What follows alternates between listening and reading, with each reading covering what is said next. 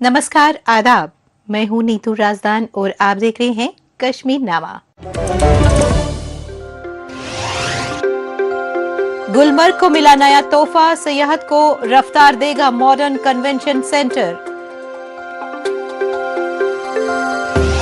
तंगदार के तनवीर अहमद ने माही परवरी से बदली तकदीर और दी मुआशरे को नई राह। और कश्मीर की सुनहरी दस्तकारी टू योर आर्टिजन मुहिम से फिर जिंदा हो रही है रिवायत। सबसे पहले बात करते हैं गुलमर्ग की हसीन वादियों की, जहां सयाहत को नई जान देने वाला एक बड़ा तोहफा मिला है। यहां पर बना है एक शानदार कन्वेंशन सेंटर। यहां की नई पहचान बनने जा रहा है। अब गुलमर्ग को सिर्फ सयाहती मकाम नहीं बल्कि ग्लोबल डेस्टिनेशन बनाने की तरफ बड़ा कदम माना जा रहा है। इस प्रोजेक्ट से मकामी लोगों को रोजगार के नए मौके मिलेंगे और कारोबार को भी नई रफ्तार मिलेगी। हुकूमत को भी उम्मीद है कि ये सेंटर सयाहों की आमद बढ़ाएगा और सयाहत को साल भर जिंदा रखेगा। गुलमर्ग की खूबसूरती के बीच अब ये नया सेंटर तरक्की की एक नई कहानी लिखने को तैयार है। इसी पर पेश है हमारी ये रिपोर्ट। जम्मू कश्मीर को जमीन की जन्नत कहा जाता है और इस जन्नत का सबसे खूबसूरत हिस्सा है गुलमर्ग। बर्फ से ढकी पहाड़ियां, ऊंचे ऊंचे देवदार के दरख्त और कुदरत के जाजिब नजर मनाज़िर इसे दुनिया के सबसे मशहूर सियाहती मकामात में से एक बनाते हैं। मौसम सरमा के दौरान यही मैदान बर्फ की चादर ओढ़ लेते हैं और एक न भूलने वाली याद जहन में रच बस जाती है। गुज़िश्ता दिनों हुकूमत की जानिब से यहाँ state of the art convention centre का कायम किया जाना इस जगह की खूबसूरती और इसकी अहमियत में चार चांद लगा रहा है। जो गुलमर्ग का कन्वेंशन सेंटर बना, ये गुलमर्ग का जो ओवरऑल जो टूरिज्म की अगर हम बात करें, लेजर टूरिज्म से लेकर माइस टूरिज्म तक, अब गुलमर्ग एक कंप्लीट पैकेज बन गया अक्रॉस द ग्लोब टूरिस्ट के लिए, अक्रॉस द ग्लोब उन लोगों के लिए जिनकी चाहत है गुलमर्ग आना। और जो ये कन्वेंशन सेंटर, ये ministry of tourism government of India का एक प्रोजेक्ट था जिसपे 4 साल लगे इसको तैयार करने में, और हाल ही में ऑनरेबल चीफ मिनिस्टर साहब ने इसका जो इनॉग्रेशन किया। अब ये ऑफिशियली हमने खोल दिया। गुलमर्ग के सियाहती बुनियादी ढांचे को मजबूत बनाने की तरफ एक बड़ा कदम उठाते हुए जम्मू कश्मीर के वजीर आला उमर अब्दुल्ला ने बारामूला जिले के मशहूर सियाहती मकाम गुलमर्ग में 21 करोड़ रुपए की लागत से बनाए गए इस नए कन्वेंशन सेंटर का इफ्तिताह किया। ये सेंटर जदीद सहूलियात से लैस है जो इस सियाहती मकाम की खूबसूरती में इजाफा कर रहा है। हुकूमत की जानिब से इस तरह के प्रोजेक्ट का मकसद world famous ski resort Gulmarg को बैरूनी सतह पर एक नई पहचान दिलाना है। जम्मू कश्मीर के टूरिज्म इंडस्ट्री के हवाले से और बाकी मुल्क में कॉन्फ्रेंसेस और मीटिंग्स ऑर्गेनाइज करने वालों के हवाले से ये डिमांड थी कि श्रीनगर से बाहर गुलमर्ग में एक अच्छा कन्वेंशन सेंटर बनना चाहिए। मरकजी हुकूमत के एक प्रोग्राम के तहत इसके लिए पैसे वागुजार किए गए और आज बहुत कोशिशों के बाद ये गुलमर्ग का कन्वेंशन सेंटर जो है ये मुकम्मल किया गया है। आज इसका इनॉग्रेशन हुआ। ये convention centre ministry of tourism government of India का प्रोजेक्ट है जिसे पूरा करने में तकरीबन 4 साल का वक्त लगा। अब यहाँ किसी भी तरह की मीटिंग, कॉन्फ्रेंस और वर्कशॉप का एहतमाम आसानी से किया जा सकेगा। गुलमर्ग डेवलपमेंट अथॉरिटी की कोशिश है कि आने वाले दिनों में यहाँ मजीद इंटरटेनमेंट के जराए डेवलप किए जाएं। यहाँ साल भर सयाहों का आना जाना लगा रहता है। इससे यहाँ के कारोबारी, टैक्सी चलाने वाले, पोनी वाले, और टूरिस्ट गाइड्स जैसे सियाहती शोबे से जुड़े लोगों को रोजगार मुहैया होने में काफी मदद मिलती है। एक बहुत ही अच्छी पहल है जीडीए की। इससे क्या होगा कि जो यहाँ पे फेम टूर्स या फंक्शनल ग्रुप्स आते थे, जिनको यहाँ पे स्पेस या तो एक्सपेंसिव मिल रही थी या तो मिल ही नहीं रही थी, उनके लिए बहुत ही खुशकिस्मती की बात है।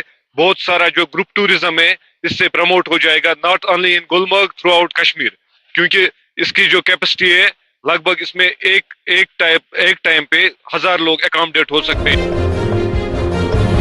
यहाँ जदीद मीटिंग हॉल, शानदार गेस्ट रूम और पुरकशिश डाइनिंग हॉल का इंतजाम किया गया है। ये इमारत पूरे साल मुख्तलिफ प्रोग्रामों की मेजबानी करने में काबिल होगी।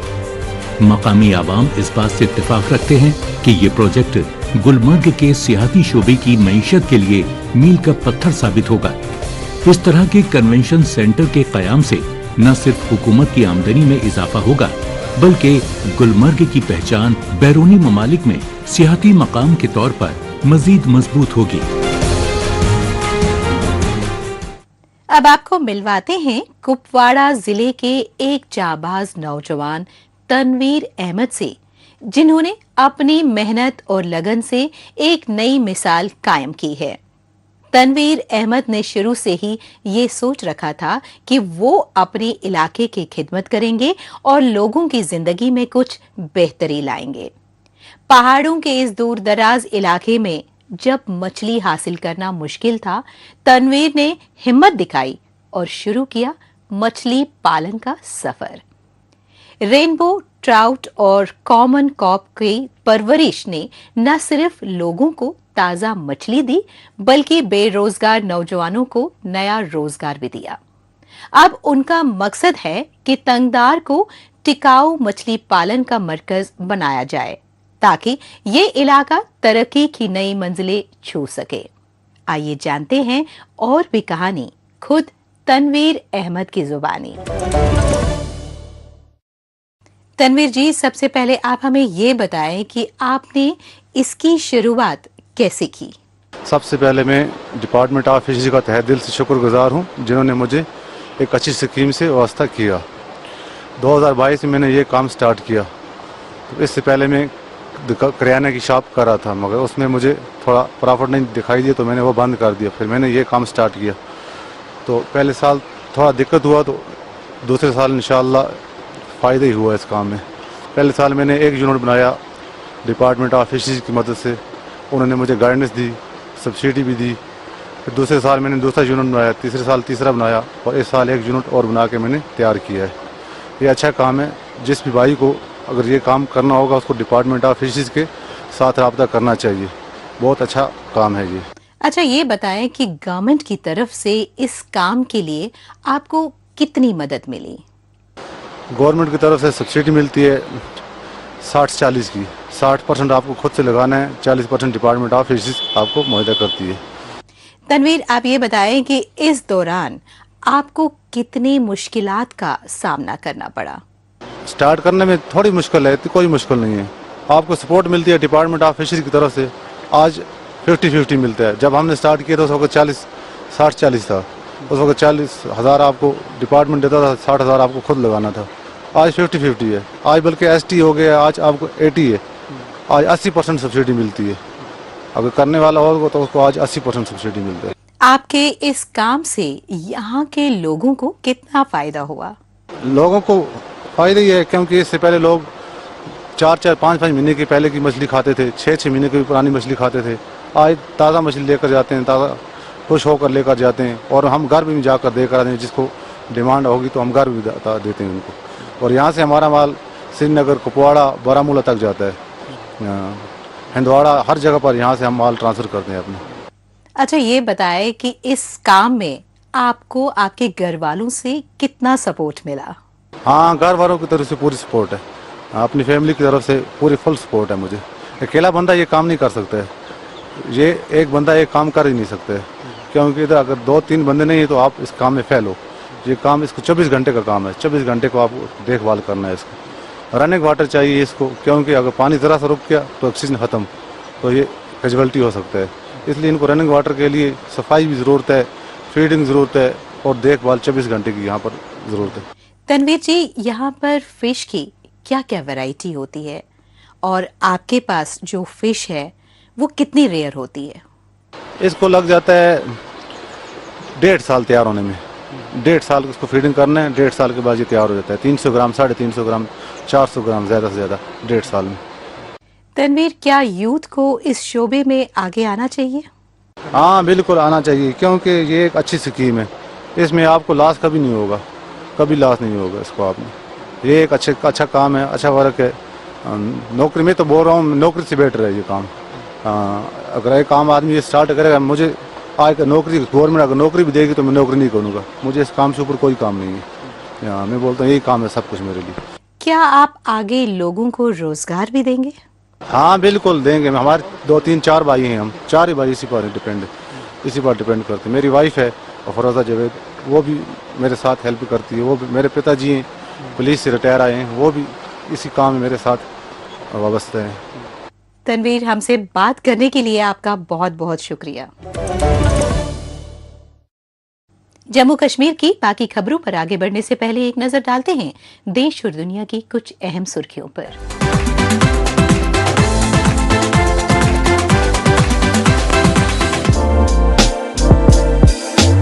हाल ही में हैती में जिंदगी और मौत के दरमियान की हदें धुंधली हो गईं, जब वुडू के साधकों ने फेस्टिवल ऑफ द डेड या फेड जीट मनाया।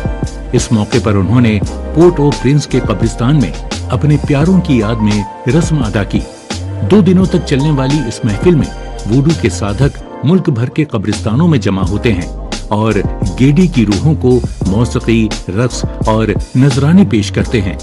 वुडू हैती में गुलाम अफ्रीकियों के साथ आया और आज भी जिंदगी में मौजूद है।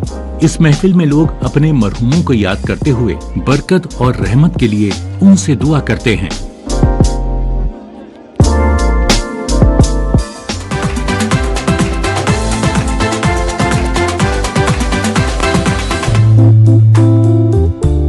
ग्वाटेमाला के कब्रिस्तान उस रोज रंगीन पैचवर्क से सज गए जब वहां के कुंभों ने बड़ी बड़ी पतंगे उड़ाईं मौत के दिन की रिवायत मनाने के लिए। ये अजदादी रस्म साउथ डिपार्टमेंट साकाटेपेक्वेज में होती हैं, जहां हाथ से बनी पतंगे कब्रिस्तानों में उठाई जाती हैं ताकि मरहूमीन से रिश्ता कायम रहे। कई महीनों की तैयारी के बाद कुंभे अपने आबाओ अजदाद की इज्जत करते हैं और बुरी रूहों को दूर करते हैं। 2024 में यूनेस्को ने इसे इंसानियत के गैर महसूस सकाफती वर्से की नुमाइंदा फहरिस्त में दर्ज किया।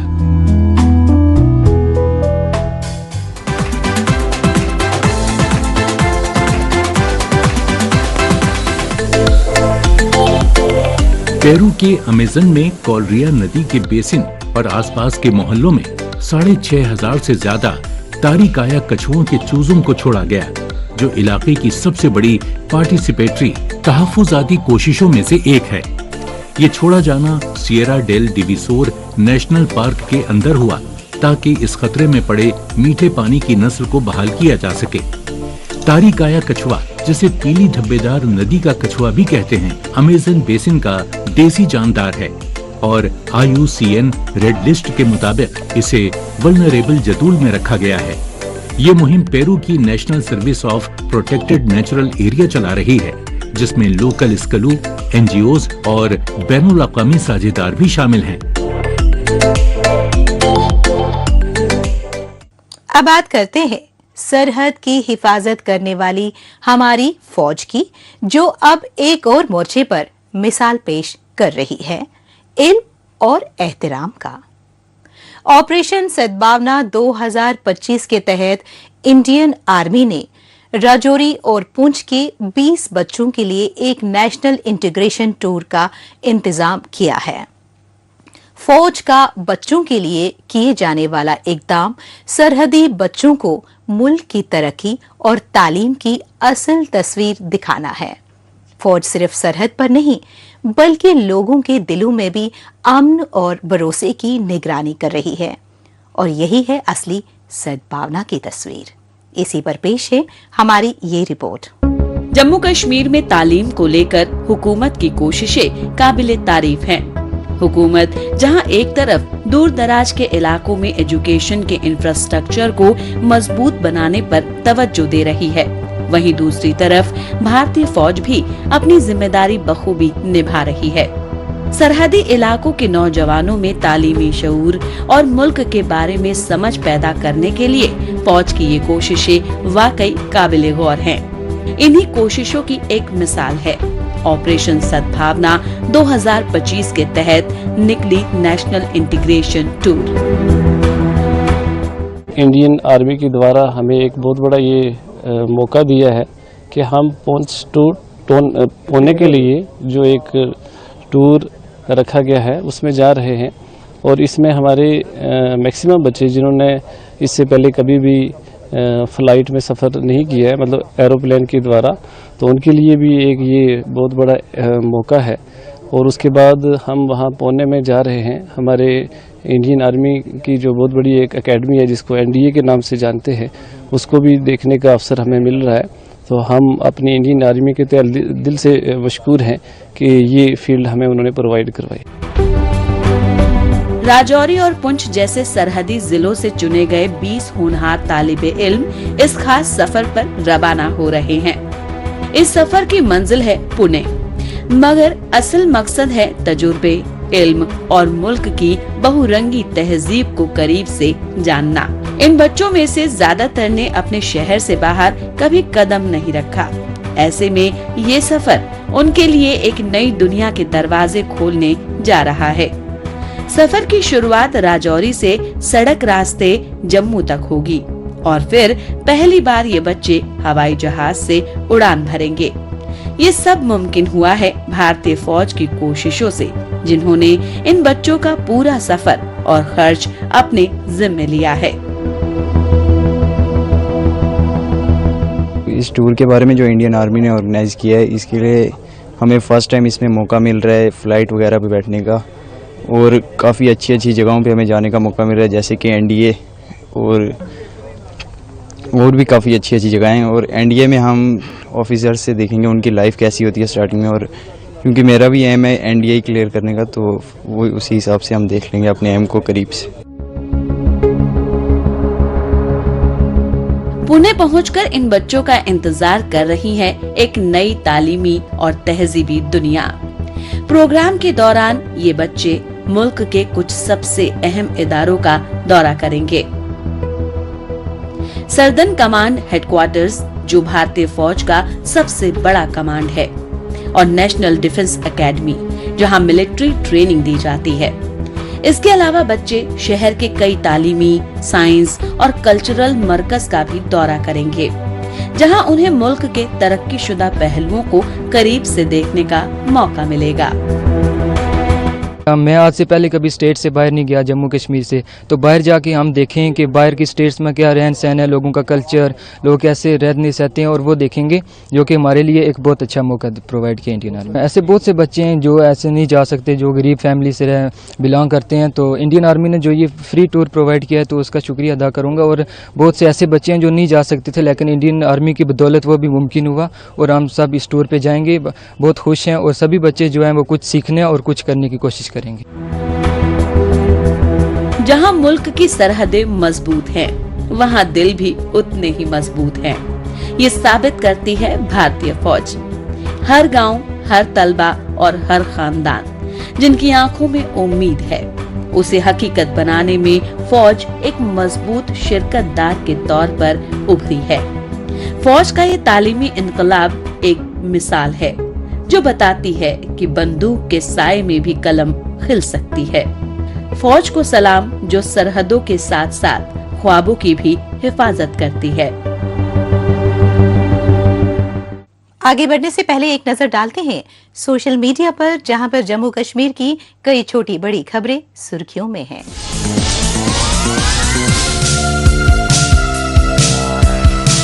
जम्मू कश्मीर के लेफ्टिनेंट गवर्नर के मुताबिक मैंने विश्व ग्राम के अंतर्राष्ट्रीय सम्मेलन में मुख्य वक्ता के तौर पर खिताब किया।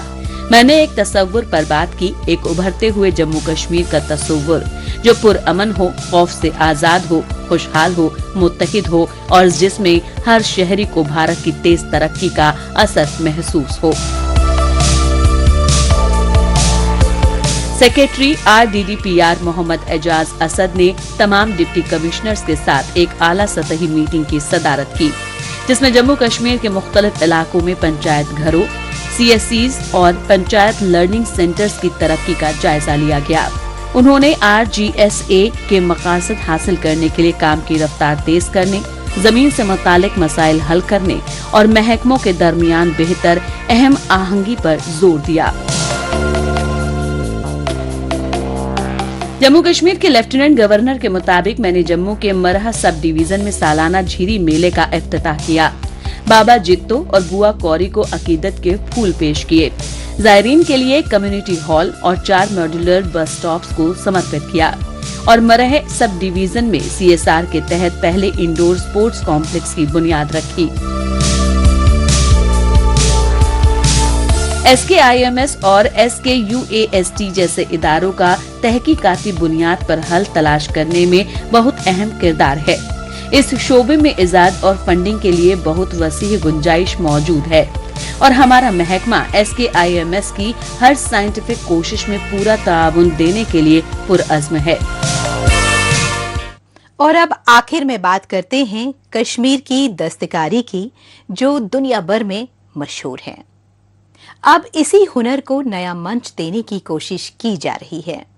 हुनरमंद कारीगरों के सुनहरे हाथों से बने पश्मीना, वुड कार्विंग और कालीन जैसे शानदार हुनर को फरोग देने के लिए department of handicrafts and handlooms ने शुरू की है खास मुहिम टू योर आर्टिजन। इस पहल का मकसद है कश्मीर की सदियों पुरानी फनकारी को न सिर्फ जिंदा रखना बल्कि नई नस्ल को इससे जोड़ना भी। ऐसी एग्जीबिशन न सिर्फ सैलानियों के लिए दिलचस्प होती है बल्कि कारीगरों के लिए भी एक बड़ा मौका साबित होती है अपने हुनर को दुनिया के सामने दिखाने का। इसी पर पेश है हमारी ये खास रिपोर्ट।